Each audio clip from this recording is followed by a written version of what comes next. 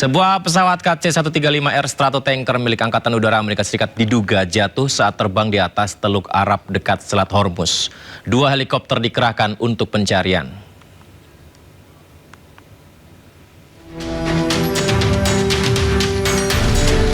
Sebuah pesawat KC-135R Stratotanker milik Angkatan Udara Amerika Serikat diduga jatuh saat terbang di atas Teluk Arab dekat Selat Hormuz.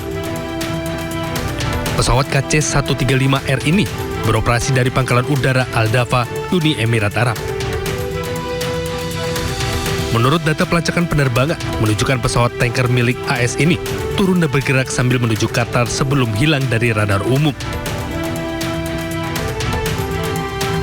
2 helikopter Airbus H125 lepas landas dari Pangkalan Udara Al-Udeid, Qatar untuk melakukan pencarian dan penyelamatan.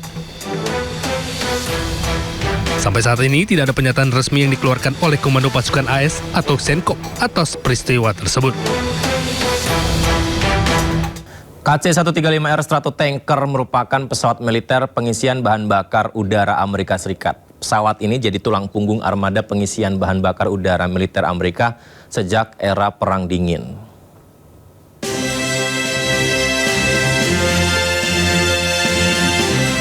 Pesawat KC-135R Stratotanker diproduksi pada tahun 1956 hingga awal 1960 oleh Amerika Serikat.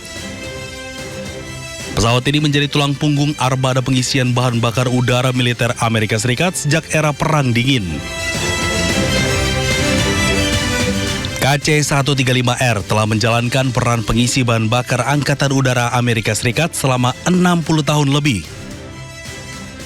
Pesawat Stratotanker juga memiliki 4 mesin turbo dan memiliki kecepatan 530 mil per jam pada ketinggian 30.000 kaki. Selain itu, KC-135R Stratotanker mampu mentransfer bahan bakar minyak sebanyak 90.000 kg dan memiliki kapasitas kargo 37.000 kg. Laporan terbaru Pusat Strategis dan Studi Internasional CSIS menyebut Amerika Serikat mengalami kerugian hingga miliaran dolar akibat kerusakan alutsista militer sejak serangan Amerika ke Iran dimulai akhir Februari lalu. Dan berikut rincian dari CSIS, pemirsa. Oke, kita lihat alutsista Amerika Serikat hancur dalam perang Iran banyak ya. Salah satunya adalah jet tempur F-15, pesawat seharga $100 juta lebih, ditembak jatuh di Kuwait dan Selat Hormuz. Tak hanya 1 namun 4 pesawat. Lalu ada radar canggih seharga hampir $500 miliar. Tercatat 2 radar yang dihancurkan Iran. 2 pesawat pendukung lainnya juga ditembak jatuh Iran, yakni pesawat pengisi bahan bakar dan pesawat mata-mata Awaz. Kedua pesawat masing-masing seharga $165 juta dan $700 juta.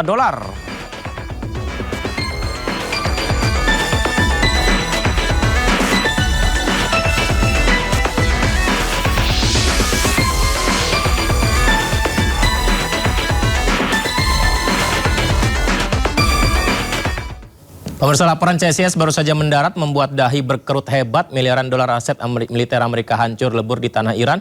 Sebuah kerugian kolosal yang selama ini disamarkan dalam kegelapan. Di tengah kerugian yang menggila, masihkah opsi perang dianggap mulia? Kita bahas bersama narasumber istimewa kita di studio. Sudah hadir pengamat pertahanan dan juga DNAtase Pertahanan RI di Iran 2009-2012, Majen TNI Purnawirawan Profesor Budi Pramono. Selamat malam, Prof. Selamat Budi. malam, Mas. Apa kabar, Mas? Baik, Alhamdulillah. Prof, sehat ya, Prof ya? Sehat, Alhamdulillah. Terima kasih, Prof, sudah berkenan berbagi di Sindo Prime. Prof, kita juga ingin tahu, karena banyak juga ya, Prof, yang mengatakan bahwa setelah perang ini, Iran mengalami kerugian, Israel mengalami kerugian, Amerika mengalami kerugian. Nah, dari sisi Amerika Serikat sendiri, seberapa besar sebenarnya kerugian yang mereka alami, alutsista mereka yang benar-benar hancur? Hitungannya seperti apa, Prof? Begini, Mas, ini adalah pergeseran theater of war ya, ke arah modern war, ya, perang modern saat sekarang ini. Izin sambil mengatakan. Di perang modern itu kita harus ingat strategi apa yang dipakai oleh Iran dalam hal ini. Ya. Nah, sekarang Iran ini saya melihat setelah dia mengantisipasi ground attack, ya, dia akan meluncurkan attrition warfare Tapi sekarang sedang strategi yang dia luncurkan adalah cost imposition strategy. Cost imposition strategy ini dia akan membuat musuh sedemikian rupa sehingga dia habis koceknya, sehingga dia habis dananya, sehingga dia miskin. Ya, kalau miskin berarti dia untuk pertahanannya juga mau tidak mau kan jadi lemah. Kira-kira seperti itu. Kalau Mas menanyakan sampai seberapa jauh Amerika dalam hal ini, ya correct me if I'm wrong, itu ada 2,3 sampai 2,8 miliar US dollar kerugiannya. Ya lagi-lagi yaitu tujuannya Iran seperti itu, cost imposition strategy. Nah, sekarang sudah terwujud, proven bahwa Amerika sampai menghabiskan sebegitu banyak dana untuk perangnya dia. Berarti itu menjadi alasan Amerika mengajukan dana kembali dan dibahas di Kongres, apakah setuju atau tidak di sana ya? Ya, logikanya seperti itu, karena perangnya kan nggak memang modern warfare. Modern warfare ini ya need budget, big money. Kalau enggak, ya tidak bisa diperjalankan. Bagaimana? Lihat bagaimana kapal induknya masuk, kemudian penambahan yang saya ingat Project Freedom ini, kemudian menambah pasukan dan lain sebagainya. Ini semuanya kan based on cost, based on money, based on budget. Baik, Prof. Budi, kita akan lihat bagaimana tampilan di layar nanti mengenai apa saja laporan yang diterima dari informasi dari CSIS ya, Prof. Budi ya kami terima ya. Kita lihat, ini dia Prof. Budi dan juga pemirsa, alutsista Amerika Serikat hancur dalam perang Iran. Kita lihat ada F-15B, F-15EX ini 309, 1 Maret ini di Kuwait. Ya, ini kemudian di Selat Hormuz juga ada 103. Wow, banyak ya Prof. Budi ya. Artinya di berbagai lokasi, berbagai macam alutsista dari Amerika ini yang mengalami kehancuran ketika perang menghadapi Iran. Iya, itu tadi yang saya sampaikan Mas. Karena apa? Karena dia walaupun berbagai macam alutsista yang dia punyai, dia diserang oleh drone-drone murah. Dia diserang oleh rudal-rudal murah yang akhirnya terjadi saturation war. Jadi walaupun dia kualitasnya tidak seperti yang Mas pampangkan di sini, tapi dia secara kuantitas dia tidak bisa menahan bagaimana gerakan serangan Iran dalam ini. Kan terbukti berapa? 2,3 ini kalau misalnya dijumlahkan budgetnya sekitar 2,3 sampai 2,8 miliar US dollar dan ini tentunya tidak sedikit.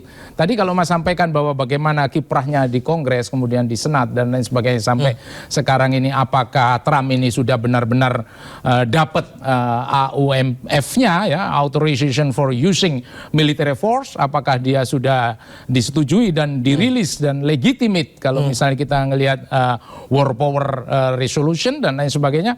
Ini ya karena berdasarkan dengan ini ketika dipotong dana ini ya maka dia tidak bisa gerak untuk melanjutkan bagaimana operasi selanjutnya. Berarti di luar ekspektasi Amerika, pesawat-pesawat ini mahal harganya tapi justru hancur karena rudal murah milik Iran. Betul, Mas. Inilah Mas. Jadi Amerika ini mengalami semacam what you call it mirror imaging. Mirror imaging itu selalu salah lirik.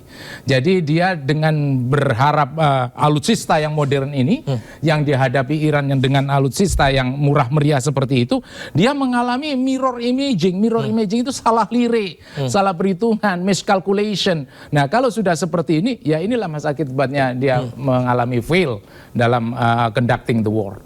Prof. Budi, kita lihat detailnya satu persatu di slide berikutnya ya. Karena ini kan juga alutsista ini mahal, punya kecanggihannya sendiri, tapi bagaimana mungkin justru mereka hancur karena serangan dari alutsista milik Iran yang notabene lebih murah harganya. Pesawat jet tempur F-15E, F-15EX, spesifikasinya Prof. Budi, saya baca dulu izin.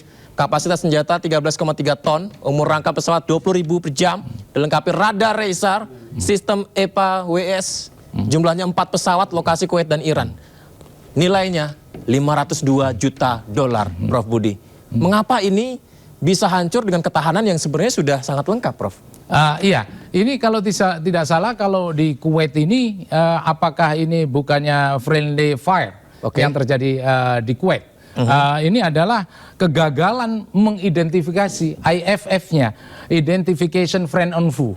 Jadi kembali lagi ke radarnya. Apabila radarnya itu tidak mampu karena dia terlalu udaranya terlalu penuh dalam hari ini, kemudian komando untuk gabungannya juga lemah, ini bisa terjadi yang namanya friendly fire. Friendly fire berarti dia sendiri yang tidak tahu bagaimana mengkoordinasikan. Kenapa tidak bisa mengkoordinasikan? Karena AWACS-nya yang ada di sini lemah, dihancurkan. Kalau sudah dihancurkan ya dia tidak bisa mengidentifikasi friend and foe. Dan inilah terjadinya kalau misalnya pesawat F-15E hancur di Kuwait. Karena dikira serangan dari Iran, ternyata itu antara Kuwait sama Amerika sendiri yang dia perspektifnya beda. Yang satu perang secara internasional, yang Kuwaitnya sendiri dia melawan Iran. Akhirnya tidak terkoordinasi ini sesama jet tempur ini. Inilah fungsinya alat-alat mahal ini yang kadang-kadang juga bisa dikalahkan. Kenapa? Karena dia fragile dengan atmosfer yang ada, fragile dengan environment yang ada. Ini semua tidak bisa dilepaskan.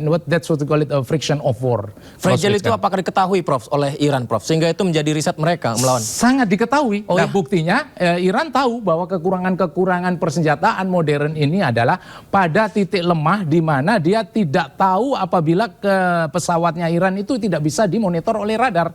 Nah, apabila tidak bisa dimonitor oleh radar, maka diterbangkanlah drone-drone murah, rudal murah yang diharapkan dia bisa hancurkan tanpa bisa dideteksi oleh baik AWACS maupun THAAD-nya dia. Wow, menarik ya. Kita lihat ini juga adalah berikutnya, Prof. Pesawat jet tempur lainnya yang juga menjadi sasaran serangan dan juga hancur, Prof. Nextnya kita lihat lagi. Gambar berikutnya ini adalah radar ya. Baik. Radar ANTPY-2. Spesifikasi deteksi rudal balistik lebih dari 1000 km. Fleksibilitas tinggi, integrasi dengan sistem THAAD, jumlahnya 1-2 radar, lokasi tidak diketahui, nominalnya 485 hingga 970 juta dolar.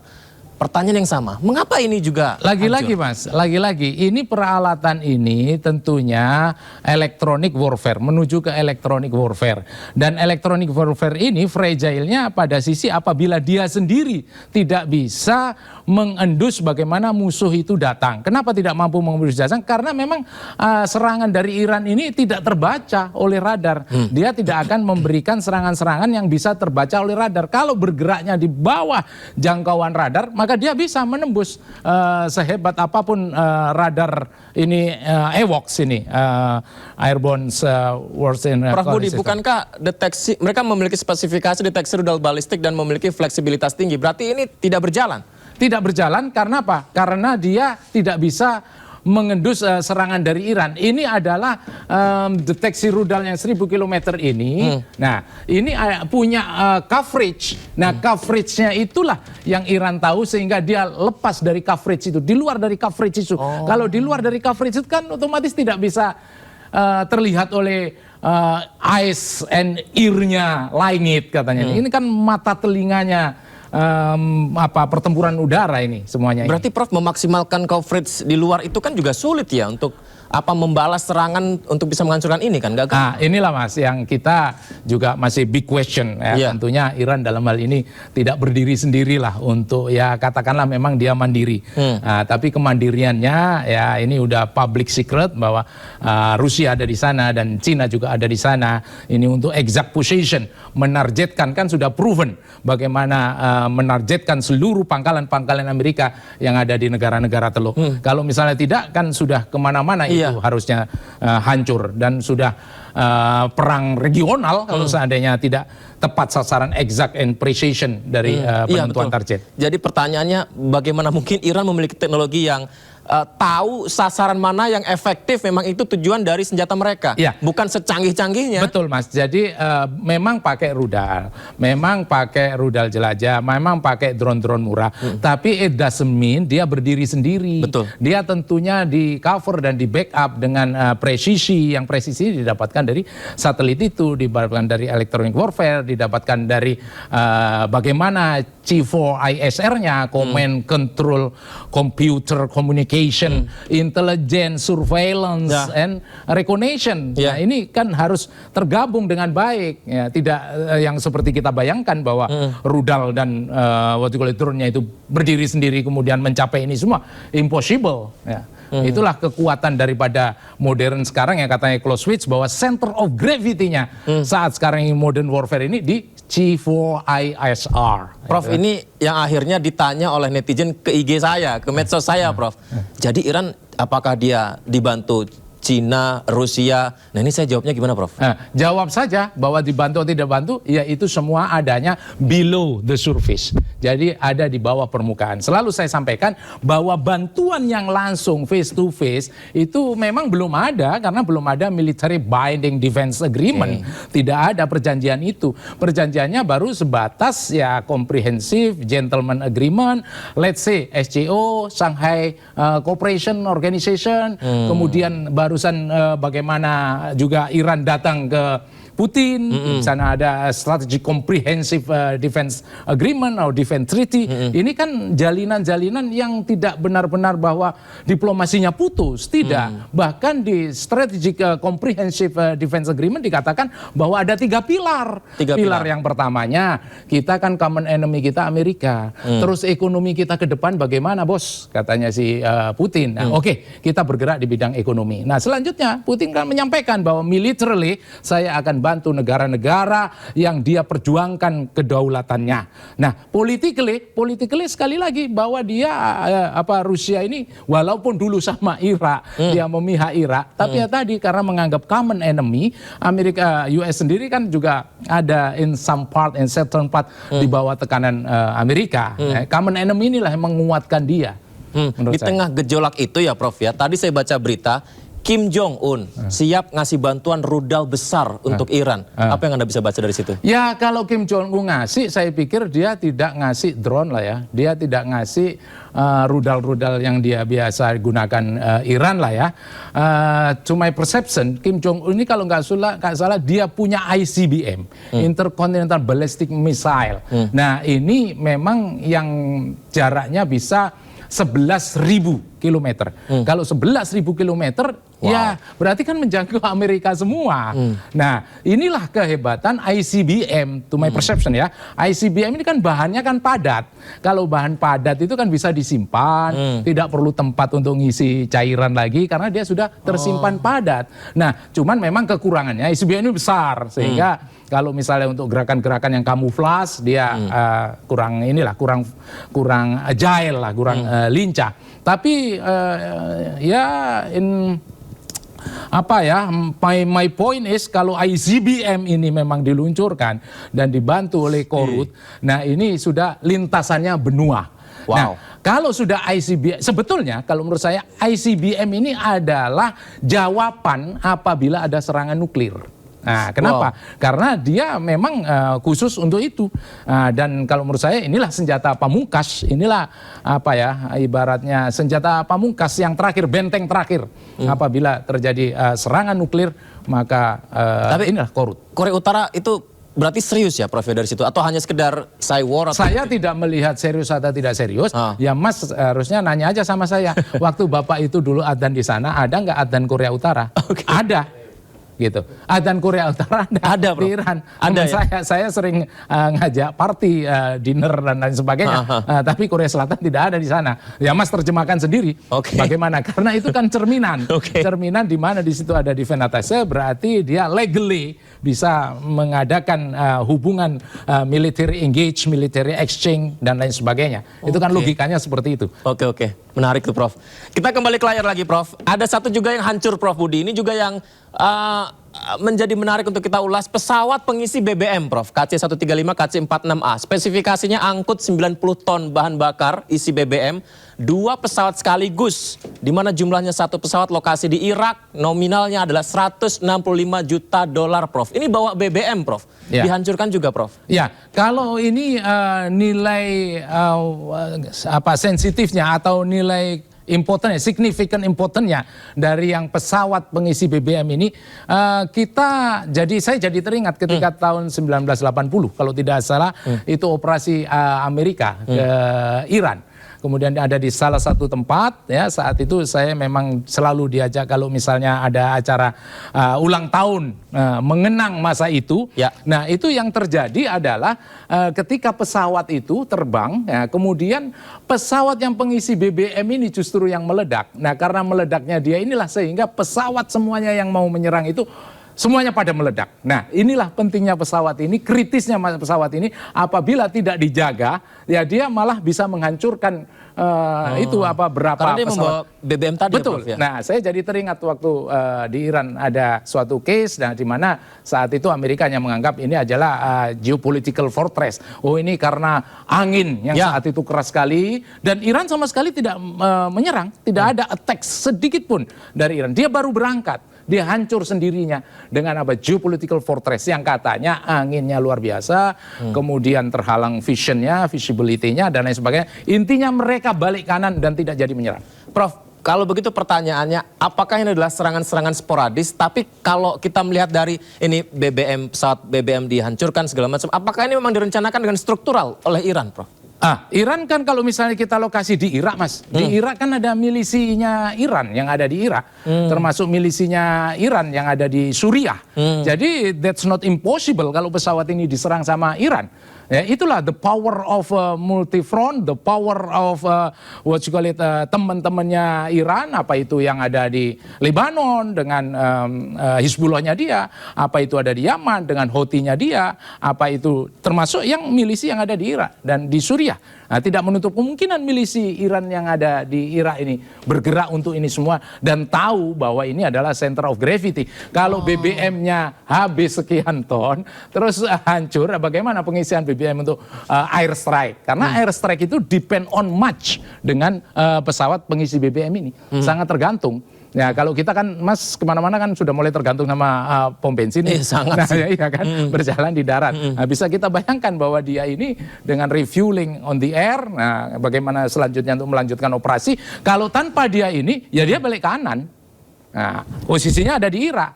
Apa artinya? Artinya multifrontnya dia, perang proksinya Iran tetap jalan di mana-mana. Hanya sampai saat sekarang ini tidak simultaneously. Simultaneously berbarengan. Ya, semua yang ada di Palestina, Hamas, semua yang ada di Lebanon dengan Hizbullah, semua yang ada Houthi di Yaman, Sikat El Mandeb, kemudian di sana yang Lebanon, Sikat Israel, Irak juga, Suriah juga bergerak bersama-sama. Kan sebetulnya ini juga yang tidak diinginkan oleh Amerika. Stop kamu membantu proksimu. Di mana Iran di sini nggak bisa proksi, harus ini adalah andalan saya dan sebagainya. Tapi yang jadi pikiran saya, bantuan proksi-proksi Iran ini apakah satu komando atau masing-masing punya pemikiran sendiri-sendiri untuk bisa memberikan bantuan secara sporadis, Prof? Kalau menurut saya, Mas, ini sebetulnya link up-nya because of the power of Syiah. Kan kita tahu di Lebanon itu bagaimana Hizbullah. Kan kita tahu Houthi yang ada di Yaman, bagaimana milisi Irak yang ada di Irak, milisi Iran. Milisi Iran yang ada di Suriah, bagaimana. Ini semua kan the links, the packaging of the power of Syiah. Mereka semua kan selalu menjaga bagaimana RII ini tetap tegak, steady like the rock, berdirinya tegak seperti batu karang. Sehingga apa yang dilakukan oleh pemerintah pusat, meskipun lagi-lagi ini desentralisasi ekstrim. Orang di dalam negeri aja pakai mosaic defense, 31 provinsi, korps provinsi itu aja desentralisasi ekstrim. Apalagi yang sebelah sana, ya kan, yang multifront. Ya dia misalnya Lebanon, dia sangat melihat banget bagaimana posisi Israel attack dia. Nah, begitu juga dengan Houthi yang ada di Yaman. Dia melihat banget bagaimana negara-negara Teluk ini bermasalah dengan dia. Makanya dia punya bargaining position Bab El Mandeb ini. Sekali ada apa-apa, Bab El Mandeb, the second Hormuz ini dihajar sama Houthi, ya selesailah global energi fluktuatif ini. Bagaimana energi global ini naik turunnya. Jadi fluktuatif. Prof Budi, apakah hal yang sama juga terjadi dengan Amerika dan Israel dengan proksi-proksinya, Prof, untuk memberikan bantuan kepada Amerika dan Israel menyerang Iran? Nah, kalau ini more than. Nah, more than kenapa saya katakan, coba buktikan apa saja kedekatan Amerika dengan Israel. Berian Yerusalem, berian Golian, kemudian dia 50 voting yang ada di PBB semuanya untuk membackup bagaimana ketika Israel diserang sama seluruh negara. Nah, ini menunjukkan kan, termasuk yang paling terakhir kan memberikan 6.500 ton bagaimana munisi dan persenjataan itu. Apa artinya? Kan dijemput juga sama Israel. Israel kan selalu bilang, saya hanya menunggu green light. What that mean? Ini kan tinggal apa istilahnya sudah dipelatuk ini jari ini kan, sudah lock and loaded. Nah, sama yang dikatakan Peter Herseth kan, lock and loaded lah. Dia juga Peter Herseth, ya dia kan juga begitu, lock and loaded, green light. Sekali Amerika mengatakan, wah Amerika tidak mengatakan seperti itu aja, sedang di Islamabad aja, karena itu memang merusak, mungkin menurut dia itu apa national interestnya terganggu oleh Lebanon dalam hal ini Hizbullah, maka dia adakan serangan. Meskipun later dia menyatakan bahwa ya kenapa saya kok nggak diajak rundingan. Kemudian Pakistan kan kamu nggak punya hubungan diplomatik sama saya dan lain sebagainya. Tapi for sure dia ini bukan remote asli, bahwa bukan meremote Israel Amerika, tapi untuk managing escalation yes. Tapi kalau meremote tidak, karena sering sekali Israel melakukan serangan without permission of US. Benar gitu. Prof, kita masih ada satu lagi ya Prof ya. Satu lagi, alutsista Amerika yang juga hancur. Pesawat mata-mata E3 AWACS, benar Prof bacanya, AWACS ya, E7. Ini spesifikasi, ini menarik ya Prof ya. Sebenarnya spesifikasinya tinggi loh. Bisa mendeteksi ancaman udara dan laut. Bersamaan, efisien BBM, jumlahnya satu pesawat, lokasi di Arab Saudi, nominalnya 700 juta dolar. Tapi lagi-lagi ini pun hancur oleh serangan Iran. Iya, ini yang termahal kalau menurut saya, 700 US dollar. Tapi AWACS ini kan control system. Lagi-lagi control system ini bisa dihancurkan dengan senjata-senjata yang di luar capaian radar dia. Bayangkan kalau seandainya radarnya dia bisa menangkap, nggak mungkin lah Mas bisa menembak dia ini. Makanya walaupun Arab Saudi sekalipun, makanya tadi saya sampaikan bahwa sebegitu spesifiknya Iran bisa sikat ini AWACS. Kalau misal tidak ada bantuan electronic warfare from certain countries, let's say another person lah gitu, yang membantu in term of precision, in term of exact target, kan tidak mungkin. Ini kan AWACS ini kan perang airborne dengan kontrol sistemnya, ini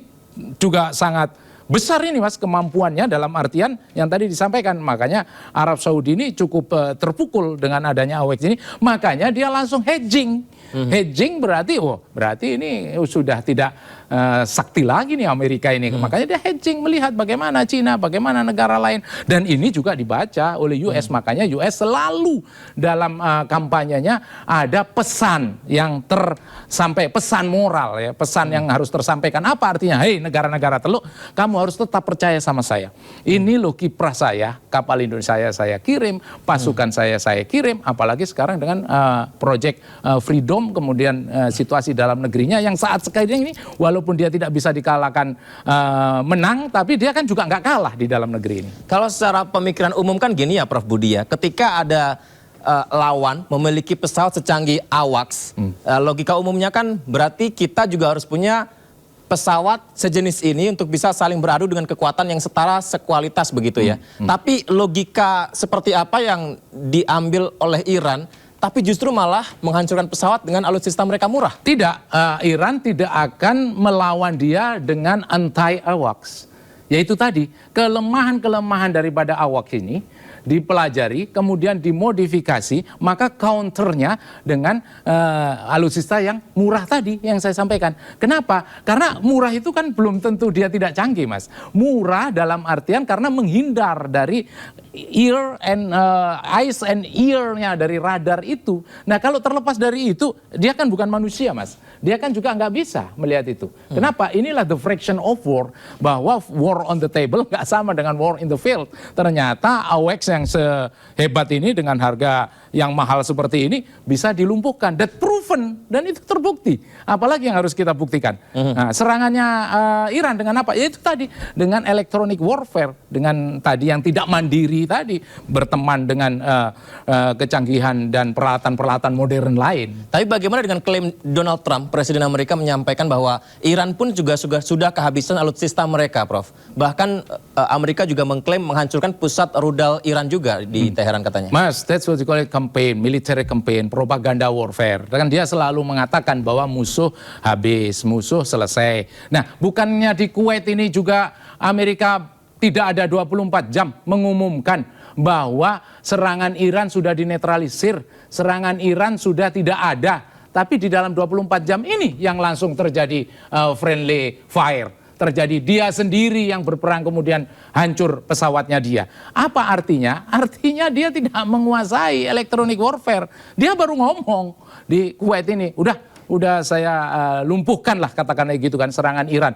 Belum aja 24 jam. Tabrakan dia yang tadi saya bilang military blunder. Jadi dia mengadakan sesuatu yang ridiculous, sesuatu yang tidak perlu diharapkan terjadi. Bayangkan kalau Amerika sama pesawat host yang menjadi nge-host di situ, pangkalan di situ, ya, yang di host itu malah dia salah IFF-nya, Identification Friend and Foe. Prof, kan kita juga masih menunggu ya, apakah permintaan tambahan anggaran Pete Hegseth untuk menambah alutsista mereka melanjutkan perang itu akan disetujui atau tidak parlemen.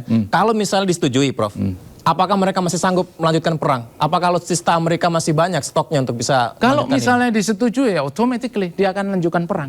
Dia kan tidak pernah exit remnya dia atau keluarnya dia dengan pelan-pelan, dengan tidak with no dignity, kan nggak mungkin.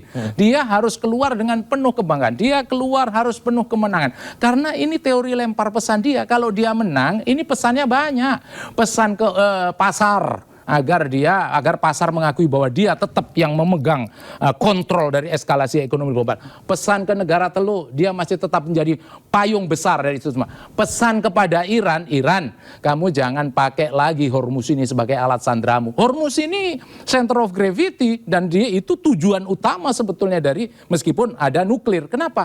Karena dengan dia melepaskan, makanya ada Project Freedom. Apa sih? Untuk menunjukkan ke pasar, untuk menunjukkan ke negara teluk bahwa dia akan jebol nih Hormuz. Nggak bisa Hormuz ini. Ini kan punyanya internasional, energi global lewat di sini. Jangan kau jadikan Hormuz ini sandramu. Tapi Iran, oh come on, no, of course not. This is my sovereignty. Ini adalah kedaulatan saya.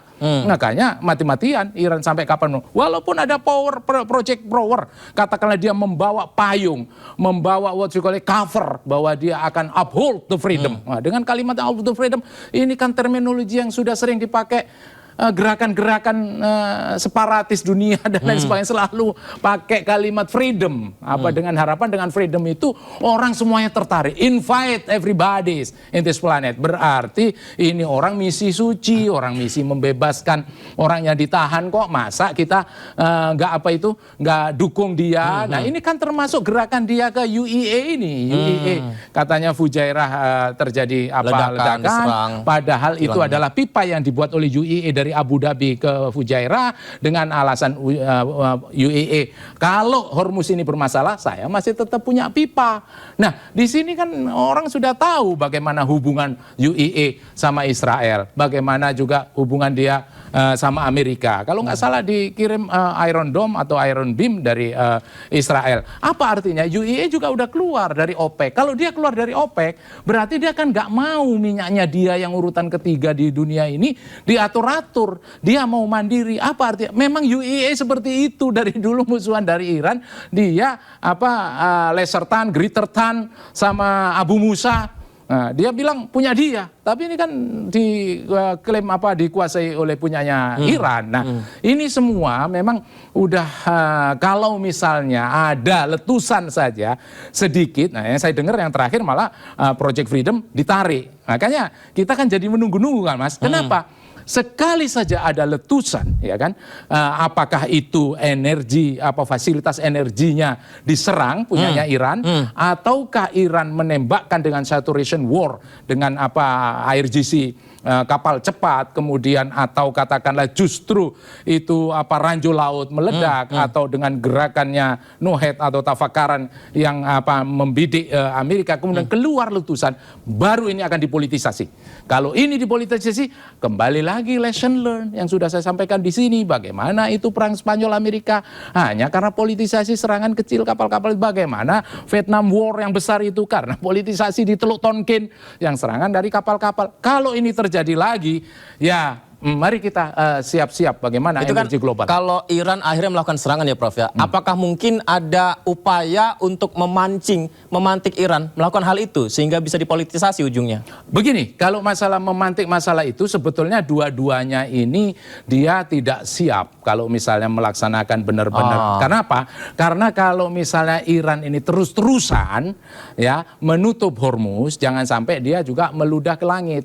Maksudnya apa? Maksudnya kan mau nggak mau jadi negara-negara lain, katakanlah Inggris, katakan Prancis, all of countries in this planet. Iran, maksudmu apa kamu menutup gini terus? Dan juga dengan situasi seperti ini kan budgetnya Iran di dalam kan juga berkurang sedikit banyak. Makanya disinilah makanya ada bargaining for. Tapi Amerika pun dia juga jangan setengah-setengah. Makanya ada itu analis dari Amerika, kalau kamu setengah-setengah hancurnya di kamu.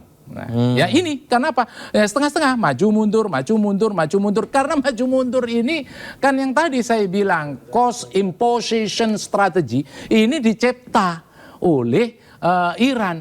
Bersamaan dengan itu si Amerikanya dan Israelnya imaging salah lirik, jadi mirror imaging. Dia selalu salah perhitungan, ini mati semua, hancur semua. Kan salah perhitungan. Dikiranya tidak bisa menyerang. Dia tidak tahu bahwa drone sama rudal itu banyak temannya untuk menjadi precision target. Banyak temannya untuk melihat agar dia tidak kena friction over. Kemudian dia lari kemana-mana. Buktinya ya sudah terbukti di negara Teluk. Semuanya presisi, kena semuanya. Di mana itu yang disasar adalah headquarternya Amerika yang ada di Teluk. Sayang waktu kita terbatas ya Prof ya. Mungkin satu lagi Prof. Satu pertanyaan lagi Prof. Sebenarnya idealnya yang diinginkan negara-negara ini inginnya gimana sih? Apakah Selat Hormuz dibuka, everybody happy? Apakah Iran mengakui bahwa mereka tidak akan ada nuklir di sana, akan demokrasi ditegakkan? Apakah itu akan menjadi idealnya? Idealnya itu gimana sih Prof? Ya ini kita belah dua Mas, we divided into two part, worst case or good case. Jadi kalau misalnya worst case-nya yang tadi kita banyak cerita dari awal, tapi kalau good case-nya ya semuanya harus menurunkan tensinya. Hai kamu Iran, kamu kalau misalnya memang itu nuklir itu memang itu adalah center of gravity-mu, Achilles heel-mu, atau ini adalah nilai yang tidak bisa ditawar-tawar, tapi kurangi sedikitlah bagaimana IAEA bisa masuk untuk inspeksi, bagaimana highly enriched nuklirmu, apa kamu tetaplah maju apa enggak, ataukah kamu akan menyerahkan seperti halnya waktu 2015 di CPOE, saat itu kamu good boy bisa nyerahkan ke Rusia, kemudian apakah kamu bisa menurunkan, jangan kau bantu-bantu teruslah multifrontmu yang ada di negara-negara yang lain itu. Terus juga Amerika, kamu juga jangan bluffing terus, bluffing strategi yang akhirnya membuat Iran mau tidak mau kehabisan ini kan, kehabisan tenaga juga untuk meladenin Amerika. Meskipun dalam hal ini Iran sudah berniat kayak gitu yang saya bilang tadi, cost imposition strategy, biar dia akan habis uang dikoceknya. Tapi Amerika tidak perlulah kamu mengajak-ngajak negara lain untuk melakukan blokademu turunkan, jangan blokade. Saya minta blokademu turunkan, kemudian baru nanti bicara nuklir. Tapi kan dia nggak mau paketan, dia kan paket besar, nuklir dulu selesaikan, baru nanti blokade juga mengikuti itu. Kenapa? Karena memang Amerika itu dari awal kan sudah kebaca, makanya 2018 itu dia keluar dari CCPO itu karena apa? Ini cancellation aja, ini nggak bisa. Gua pengennya nuklir zero tolerance, rudal zero tolerance. Nah, Kan ini nggak bisa. Itulah yang harus semuanya saling menurunkan, kemudian ketemu, kemudian carilah mediator yang handal. Mediator yang benar-benar sekarang ini atmosfernya, the next theater of war, ini adalah multi, bukan unilateral lagi, multilateral. Artinya apa? Melibatkan semua negara yang kiranya bisa menurunkan tensi dari kedua negara. Apa syaratnya? Ya syaratnya dia netral tuh everybody yang berkecamuk dalam perang ini, yang melakukan peperangan ini. Kemudian yang kedua, dia juga harus bisa menekan bahwa dia ada engage, baik dengan Amerika, baik dengan Israel, baik dengan, sehingga sedemikian rupa sehingga dia bisa menekan. Kalau misalnya kayak Pakistan aja nggak punya hubungan sama Israel, meskipun dia di rapot pertama bagus. Pakistan aja kalau diledek sama orang-orang, lu selesaikan sendiri dulu sama India. Masa lalu aja belum beres, tapi memang Pakistan ini juga ya hubungan baik sama Amerika, hubungan baik juga sama Iran, tapi hubungan juga baik sama Saudi Arabia. Karena apa? Karena Saudi ini tahu bahwa Pakistan ini punya nuklir. Nah, apakah ini juga membuat Iran senang? Ya Iran jadi berpikir lagi, makanya dia secara dari Pakistan, dia ke Oman, habis ke Oman, ke Pakistan in term of membetulkan bagaimana agreement, tapi setelah itu kan ke Rusia. Mau tidak mau kan dia cari lagi yang lebih bisa menjanjikan. Karena Pakistan sepertinya seperti itu, meskipun di sana the power of Syiah ada link di sana. Jadi tidak ada permanent friend and foe, but that's the permanent of interest or national interest or vested interest. Nggak ada kawan lawan yang abadi, Mas. Yang ada adalah kepentingan yang abadi. Tapi kalau kita kawan abadi ya. Kawan abadi. Terima kasih Prof Budi. Menarik sekali perbincangannya. Izin nanti kita bisa dialog kembali ya Prof. Siap, Budi, Mas. Ya, Mas. Sehat selalu ya Prof ya. Terima kasih, Mas. Terima kasih. Dan pemirsa, selengkapnya Sindoprime masih akan segera hadir. Kami segera kembali.